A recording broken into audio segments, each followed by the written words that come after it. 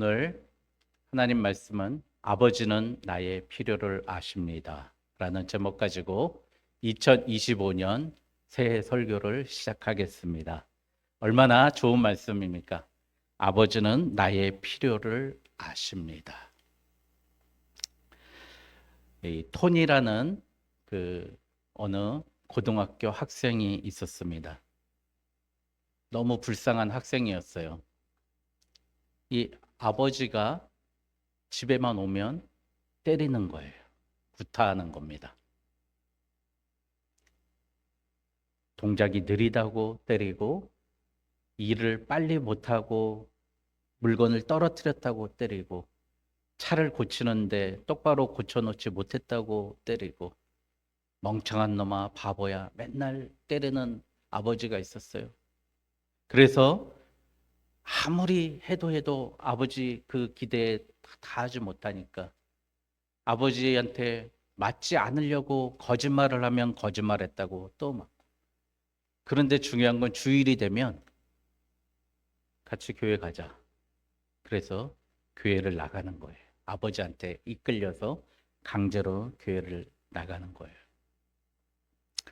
그래서 그 토니라는 그 노르웨이의 어느 젊은 고등학생이 나는 아무리 해도 아버지의 기대에 다가가지 못하고, 심지어 아버지는 너는 그리스도인인데 왜 아버지의 기대에 부응하지 못하고 아버지께 순종하지 못하냐, 넌 그리스도인이 아니야, 막 이러면서 혼냈다는 거예요. 그래서 그 톤이라는 아이가 자살을 결심합니다. 그런데 자살을 결심할 때 한 가지 걱정이 되는 게 있는 거예요. 정말 하나님이 있으면 어떡하지? 만약에 내가 자살해서 하나님이 나를 벌하시면 어떡하지? 그래, 오늘이 마지막이다. 비록 아버지한테 끌려가지만 마지막으로 교회에 한번 가서 정말 기도하면서 하나님이 계신지 안 계신지 물어보자. 그렇게 생각을 하고 교회에 갔는데, 교회 입구에 헬쓱한 온몸이 상처투성이인 한 빼짝 마른 50대 남성이 있었다고 합니다. 문 앞에 있는데 그분을 쳐다보는데 너무 처치하고 얼굴엔 찢어지고 깨진 상처가 다한 범브란트라는 사람이 있었습니다. 그런데 그분이 앞에 나오시더니 자기가 루마니아에서 고통받았던, 알고 봤더니 루마니아에서 루터교 목사로 있다가 노르웨이에서 1965년에 만불을 주고 돈을 주고 건져내온 목사님이었어요. 종교인 수용소에 있다가 극적으로 탈출해서 나온 목사님이었습니다. 근데 그분이 이야기를 하는 겁니다. 교인들이 다 있는데 그분의 이야기를 듣는데 리처드 범브란트라는 목사님이 그러는 거예요.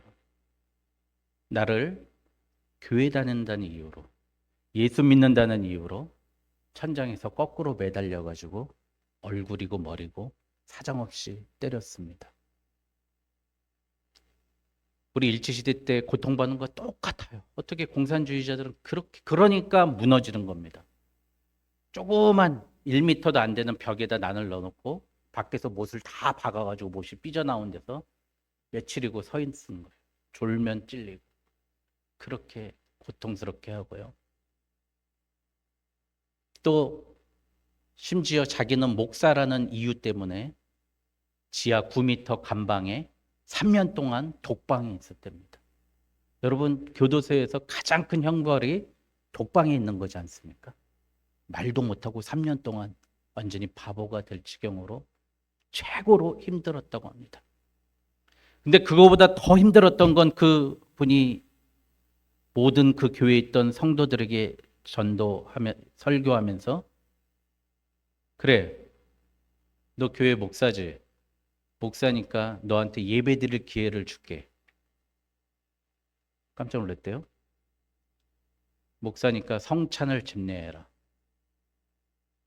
주님의 떡이지. 떡이 뭐로 됐어?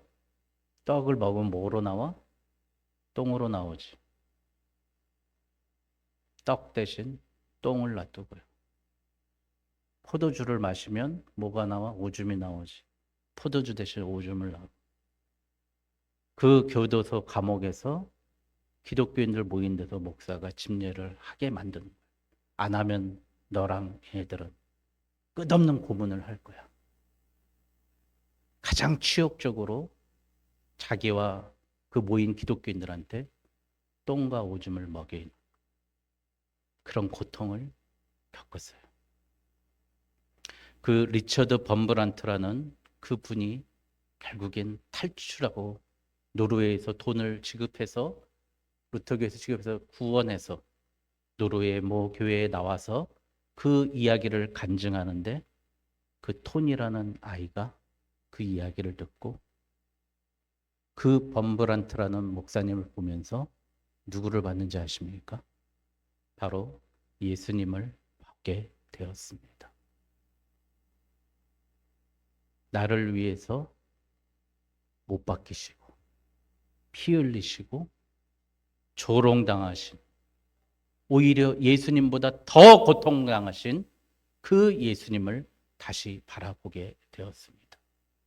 그래서 그 톤이라는 아이는 그때부터 나에 있는 모든 고난은 하나님께서 예수님을 만나기 위한 과정이었구나.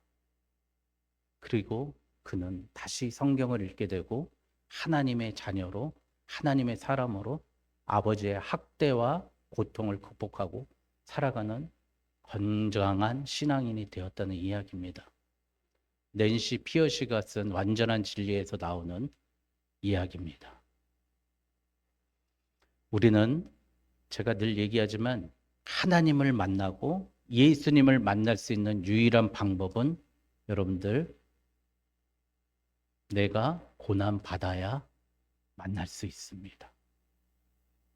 나의 고난이 없다면 절대 만날 수 없습니다. 왜 우리나라에서 어머니란 존재가, 어머니라는 이름만 생각나면 눈물이 납니까? 어머니는 나를 위해서 고난 당하셨기 때문입니다. 럼브란트라는 그 목사님의 고난 때문에 토니는 죽음에서 해방되고 살아났습니다.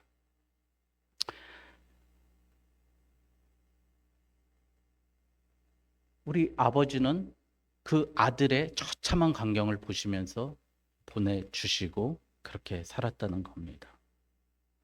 오늘 말씀의 제목은 아버지는 나의 필요를 아신다는 겁니다. 저도 직장 생활을 하다 보니까 이렇게 40대가 넘어가니까 주변에서 그런 거예요. 아휴, 이놈들은 생전 연락 안 하다가 돈 필요할 때만 문자 와. 아빠, 돈 필요할 때만 연락한대. 필요할 때만.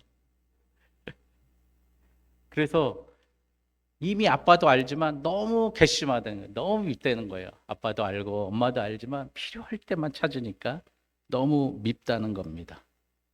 그래도 아버지는 채워주시고 어머니는 더 주고 싶어서 안달이십니다. 그 말씀이 오늘 8절 말씀입니다. 구하기 전에 너희에게 있어야 할 것을 너희 아버지께서 아시느니라, 이렇게 말씀하시는 거예요.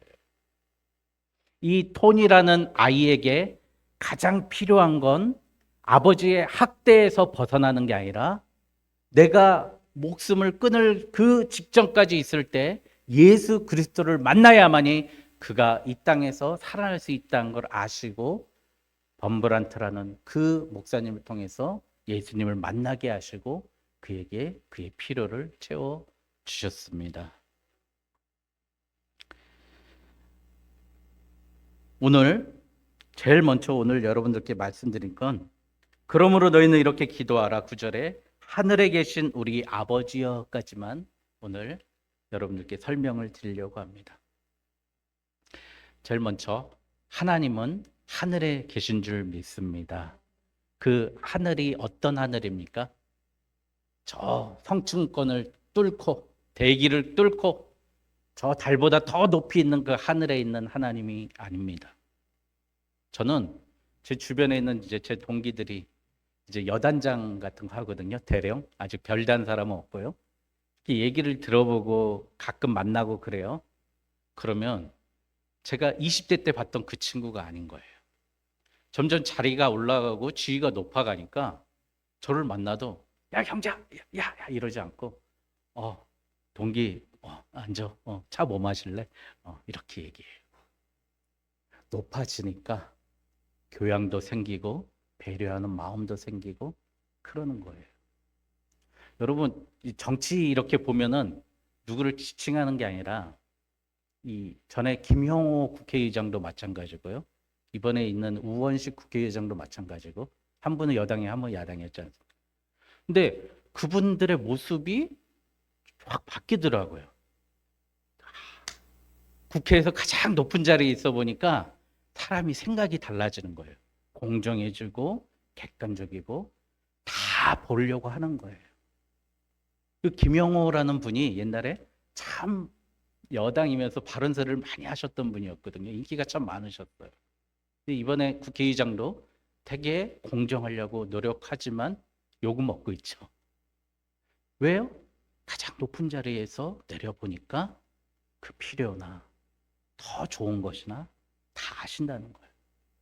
여기서 말하는 하늘에 계신 우리 아버지에서 하늘에 계신 아버지는 가장 높은 곳에 계시기 때문에 가장 자세히, 가장 멀리, 가장 깊이 볼 수 있는 우리 하나님을 지칭하신 줄 믿습니다. 그래서 아버지는 나의 필요를 아실 줄 믿습니다. 가장 높으면서도 가장 밝은 눈으로 내가 새벽 안개 속에 헤맬 때에도 나와 같이 내 안에 계시다고 시편 139편에 말씀하시지 않습니까? 그래서 여러분 하늘에 계신 우리 아버지를 믿으시기 바랍니다. 사방은 다 막혀 있지 않습니까? 우리나라가 법치 국가라고 했지만 법이 완벽할 거라고 생각했지만 지금 와서 보니까 우리가 만든 그 법이 얼마나 어이없습니까?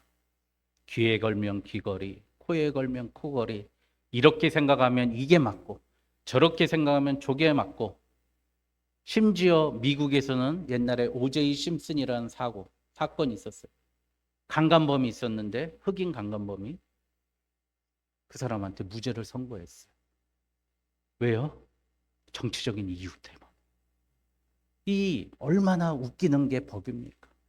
사방은 우리가 아무리 바벨탑을 쌓은 대로 다 막혀 있는데 유일하게 뚫려 있는 길은 뭐예요? 바로 하나님을 향한 저 하늘에 계신 아버지는 문이 열려 있는 줄 믿습니다.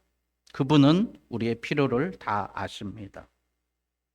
그런데 뭐라 그럽니까? 우리 아버지시여 그럽니다. 여러분 2025년을 시작하면서 제가 우리 성도님께 부탁드립니다. 하나님은 나의 하나님이 아니에요. 우리 하나님입니다. 나만 구원해 주시려고 이 땅에 오신 예수님이 아니에요. 또 나를 위해서만 이 땅을 창조하신 하나님이 아닙니다. 믿지 않는 자, 믿지 않는 내 가족, 내 자식, 내 남편, 내 주변에 있는 모든 사람들의 하나님인 줄 믿습니다. 그러니 여러분, 그래서 하나님을 믿으라고, 예수를 믿으라고 전해야 합니다. 그 모든 인류의 하나님이신데 우리는 내 하나님이야, 그 생각만 가지고 있어요. 결정적으로 그런 집단이 어디죠? 신천지예요. 14만 14천 명만을 위한 하나님이라는 거예요. 우리의 하나님인 거예요. 우리 집단의 하나님이라는 거예요. 아니에요. 지금 저 많이 있는 아파트에 잠자고 있는 사람, 누워있는 사람, 노는 사람도 다 하나님의 백성이에요. 그대로 놔두면 저들은 징계와 처벌과 심판의 백성이 된다는 겁니다. 여러분, 내 하나님이 아닙니다. 우리 하나님인 줄 믿습니다. 그 다음에 오늘 설교의 주제죠. 아버지여. 아버지라고 이야기합니다. 하늘에 계신 우리 아버지. 우리나라 개념으로 보면 저는 하늘에 계신 우리 어머니요 하는 것도 나쁘지 않다고 생각합니다. 이제 성경도 시대의 문화를 타고 가기 때문에 부모님이요 해도 되는데, 아버지 어머님이요 해도 되는데, 과거에는 남자가 대표성이 있었잖아요. 그 시대의 문화를 가지고 오기 때문에 하늘에 계신 우리 아버지여라고 하지, 하나님이 성이 남과 여라는 성이 있으신 분은 아닙니다. 그러면 우리의 부모님은 어떤 분이십니까? 여러분, 이제 여기에 우리의 핵심이 있습니다.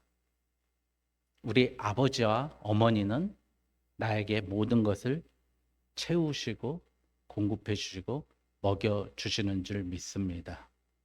그런데 어떻게 공급해 주시냐? 오늘 말씀 첫 번째, 하나님은 나에게 공급해 주시는 분이십니다. 근데 어떻게 공급해 주세요? 일반적인 법칙을 가지고 공급하는 겁니다. 어느 목재소를 하는 집사님이, 가구를 만드는 집사님이 이렇게 얘기하는 거예요. 아니, 내가 노력해가지고 가구 공장에서 나무 켜가지고 가구 만들었는데 무슨 하나님이 이 모든 것을 주셨습니까? 제 노력으로 한 거예요. 그러는 거예요. 그래서 목사님이 그랬대요. 아, 그러면 이 가구 만드는 나무는 어디서 사오시죠? 제재소요. 그래요? 네, 제재소에서 사오죠. 그 제재소에서의 그 나무는 어디서 사오시죠? 말레이시아나 인도네시아에 있는 나무를 사온다고 합니다. 말레이시아, 인도네시아에 있는 나무는 어떻게 그들이 배우죠? 예, 숲에서 배우죠. 잘 나오죠. 그 나무가 자랄 수 있는 해와 비와 토양은 어떻게 주시죠? 거기서 꽉 막혀버린 거예요. 하나님이 주십니다. 이게 바로 일반적인 하나님의 공급의 원칙입니다. 하나님은 일반적인 방법을 가지고 우리에게 공급해 주십니다. 믿는 자도 공급해 주시고 믿지 않는 자들도 공급해 주시는 줄 믿습니다. 우리가 너무 잘못하는 게, 하나님은 나만 축복하시고 우리 교회만 복 주시고 우리 기독교인만 복 주시고, 그렇게 생각하면 안 됩니다. 하나님은 하나님이 아닌 하나님을 믿지 않는 자들에게도 동일하게 비를 내리시고 태양을 내리시고 복을 내리십니다. 그러니 우리가 하나님을 믿지 않는 자들에게도 하나님을 복을 주시는데 그들을 미워하거나 그렇게 하면 안 될 것 같습니다. 그런데 두 번째, 하나님께서는 또 특별한 은혜를 공급해 주십니다. 바로 우리 믿는 사람들에게 채워주시는 은혜입니다. 하나님은 먼저 일반적인 공급 방식의 에스겔 18장 23절에 주 여호와의 말씀이니라. 내가 어찌 악인이 죽는 것을 조금인들 기뻐하랴. 하나님도 악인이 죽는 것도 기뻐하지 아니하시고 아파하십니다. 그런데 우리 애들에게 특별하게 또 나의 필요를 채우십니다. 어떻게 하는 거죠? 하나님은 환경과 사람을 통해서 우리에게 필요한 것을 채우시는 줄 믿습니다. 우리가 하나님의 자녀로 살아갈 때, 하나님의 자녀로 살아가기 위해서 얼마나 많이 힘들고 어려움이 많겠습니까? 그렇죠? 우리 시간도 하나님께 드리잖아요. 물질도 드리잖아요. 노력도 드리잖아요. 똑같이 사는 사람들과 얼마나 많은 차이가 나겠습니까? 그런데 하나님은 특별한 방법으로 채우십니다. 미국의 호킨슨이라는 어느 주부가 있었답니다. 이분은 남편도 잃고 혼자서 외롭게 아들 하나를 키우고 있습니다. 근데 아들이 정신지체예요. 너무 떨어지는 정신지체예요. 자라도 밥벌이를 못하는 거예요. 그런데 이분은 항상 하나님이 나를 모든 것을 채워주신다, 주님께서 공급해 주신다라는 게 이 호키슨 여사의 좌우명이었습니다. 그런데 큰일 났어요. 이 여사가 나이가 드니까 관절염이 들어서 도저히 일을 할 수가 없는 거예요. 그러니까 이 소식을 교회에 계신 분들이, 이 자녀 아들도 너무 정신이 빈약한 그 아들, 정신박약 아들도 힘들어서 교인들이 도와주는 거예요. 그 교인들이 또 편지를 써서 외부에 알리는 거예요. 제발 도와주십시오. 하나님을 위해서 주님께서 공급해 주신다는 그 생각 가지고 있는 우리 집사님, 여자 집사님 홀로 외롭게 사시는데 이제 일도 못하게 됐습니다. 애는 어떻게 합니까? 그래서 좀 도움을 받았어요. 이렇게 도움을 받으면서 겨우겨우 사시다가 이분이 이제 소천하신 거예요. 천국에 가셔야 가요.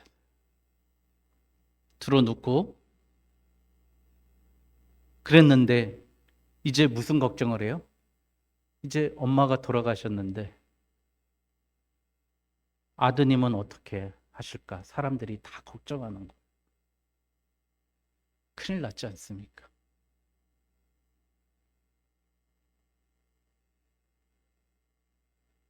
이 어머니가 죽기 바로 직전에 이제 아들은 어떻게 합니까? 주변 사람들이 물을 때 주님이 돌봐 주실 것입니다 라고 믿음으로 선포합니다.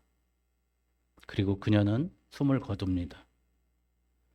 그래서 장례식을 하고 그 집에 정리를 해주려고 갔는데 그 정신지체 아들이 보니까 자기 조그만 그 수첩에다가 우표를 다 모아놓은 거예요.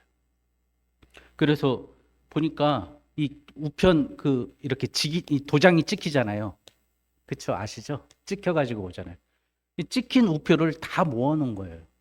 너 뭐 하는 거니? 그래. 자기는 우표 모으는 게 좋았대요. 신기해서 우표를 다 모았대요. 집에 온 편지를. 근데 엄마를 안 준 거야, 그 편지를. 우표만 떼고 편지를 안 뜯어본 거야. 알고 봤더니 그 교회에서 이 소식을 알렸는데 그동안 그 소식을 듣고 도와준 사람들이 그 편지에다가 돈을 넣어가지고 현금을 넣어가지고 왔는데 애는 우표만 뽑아보고 그 편지는 엄마한테 드리지 않았던 거예요.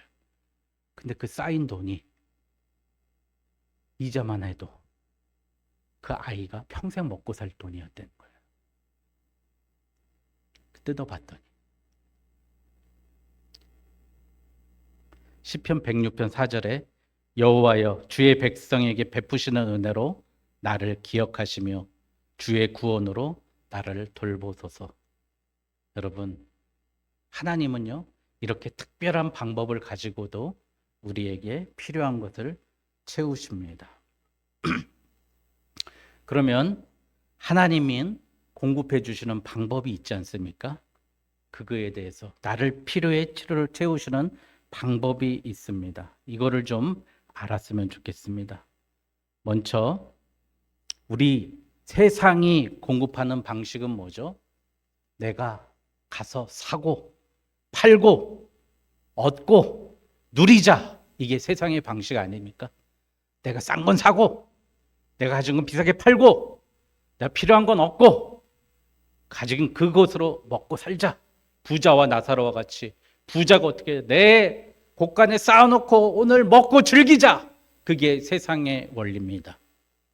이렇게 사는 사람은 하나님께서 심판하신다는 거예요. 그런데 하나님께서는 어떻게 하세요? 하나님의 원리는 여러분들 오병이어의 원리입니다. 보리떡 5개, 물고기 2마리의 원리인 줄 믿습니다. 다른 말로 하면 심고 거두고 나누는 원리인 줄 믿습니다. 여러분, 보리떡 5개, 물고기 2마리를 어린 아이가 심었습니다. 그 5,000명이 있는 데서 심었습니다. 예수님이 그거를 들고 어떻게 해요? 그 손으로 거두었습니다. 그리고 하늘을 향해서 축사하셨습니다. 그리고 어떻게 됐어요? 그것을 나눴습니다. 그랬더니 어떻게 돼요? 5,000명을 먹이셨다는 거예요.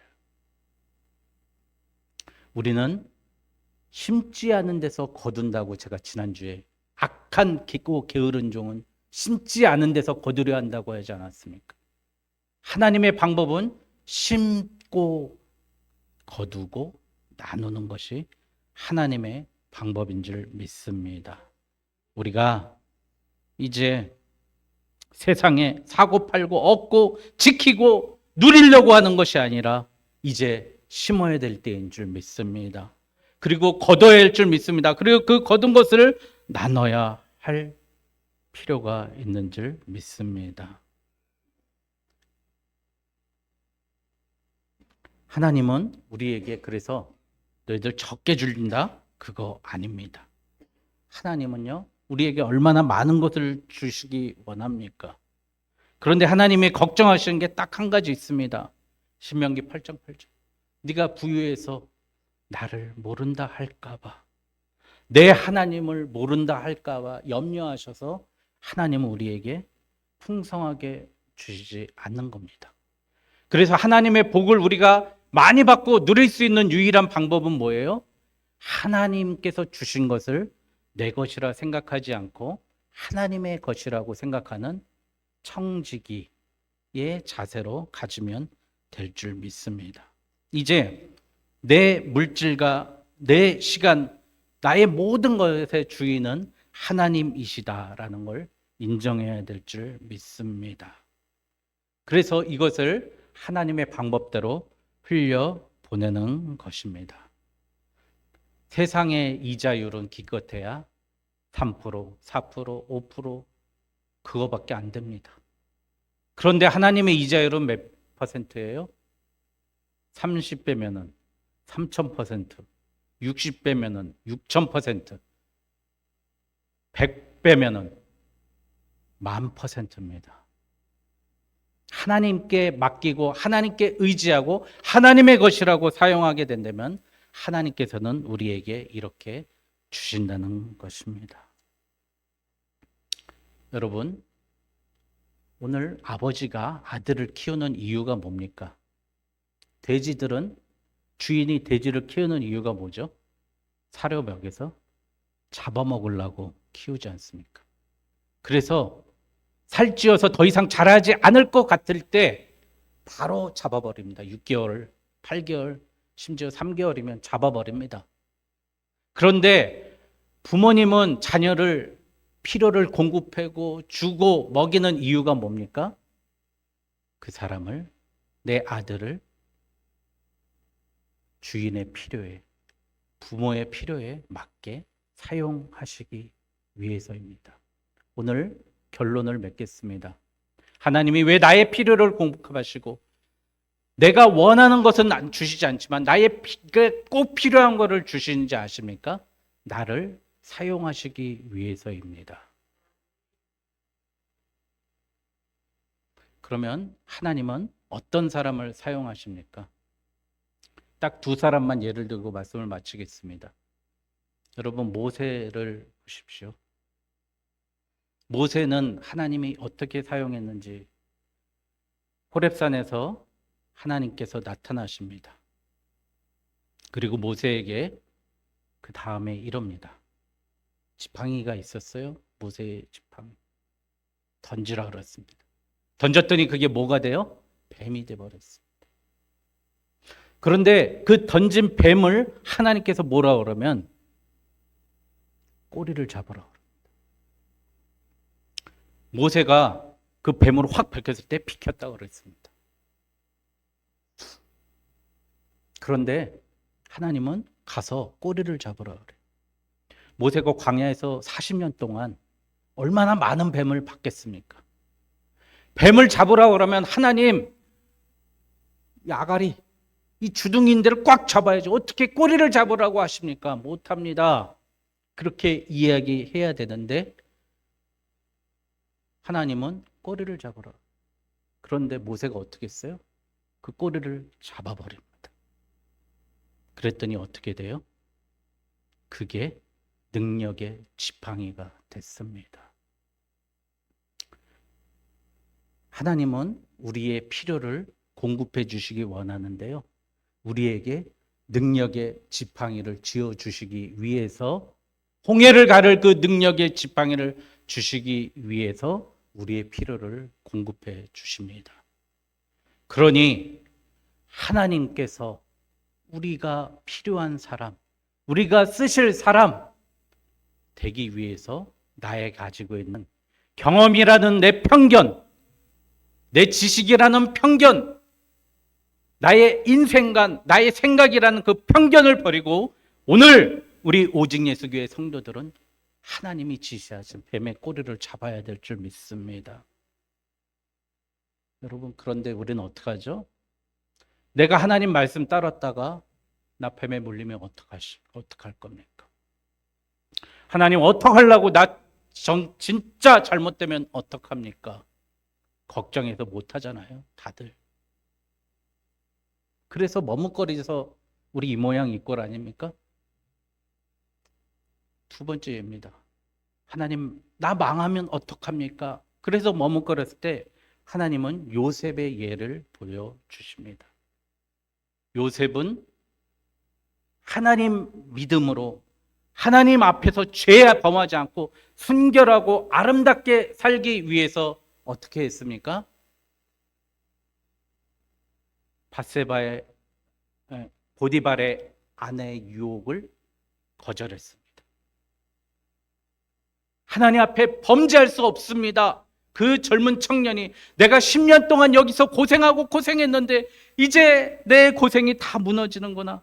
눈 한번 딱 감고 동참하면 되는데 절대 하나님이 보는 데서 하늘에 계신 하나님 앞에서 내가 범죄할 수 없습니다. 그랬을 때 요셉은 감옥에 갇혔습니다. 하나님이 거기서 하나님 때문에 망하고 하나님 때문에 뱀에 물린 것 같았지만 하나님이 어떻게 했어요? 요셉이 과거에는 저기 꿈꾸는 자가 오는도다. 무슨 얘기입니까? 비아냥거리는 얘기였어요. 얼마나 바보였습니까? 요셉이 형들한테 형님들은 나한테 언젠간 절할 거야 이러고 다녔다는 거 아니에요. 볏집단이 절을 하고 별들이 나한테 절을 하더이다. 이 꿈 얘기하다가 요셉이 그렇게 바보가 되었는데 요셉이 어떻게 했어요? 요셉이 하나님 앞에 내가 하나님의 말씀에 내가 뱀의 꼬리를 잡는 그 무서운 길도 가겠습니다. 결단하고 순종했을 때 하나님이 요셉을 꿈꾸는 자에서 꿈을 해석하는 자로 만들어 버린 줄 믿습니다. 꿈을 꾸는 자는 늘 망합니다. 그러나 꿈을 해석하는 자는 세계 최고 국가의 총리로 만들어버리는 하나님. 하물며 우리 일까 보냐. 여러분, 부탁드립니다. 모세와 같이, 요셉과 같이 하나님 앞에 그 꼬리를 잡으십시오. 이제 더 이상 얼마 남지 않았습니다. 우리 인생이 얼마나 살겠습니까? 하루아침에 하나님 가라 하시면 가는 거고 오라 하시면 와야 되는 우리 인생 중인데 오늘 2025년 나의 모든 필요를 아시고 공급해 주신 하나님의 목적이 뭐라고요? 나를 사용하시기 위해서 능력의 지팡이를 쥐어주고 나를 통해서 홍해를 가르고 가나안에 들어가고 야곱의 그 자녀들을 족속들을 해방해서 이스라엘로 만들기 위한 하나님의 놀라운 계획인 줄 믿습니다. 여러분, 2025년은 하나님이 주신 곳에 만족하지 말고 하나님께서 잡으라는 뱀의 꼬리를 잡고 아버지, 하늘에 계신 내 아버지를 믿고 나아가는 저와 여러분 되시길 주님의 이름으로 축원드립니다.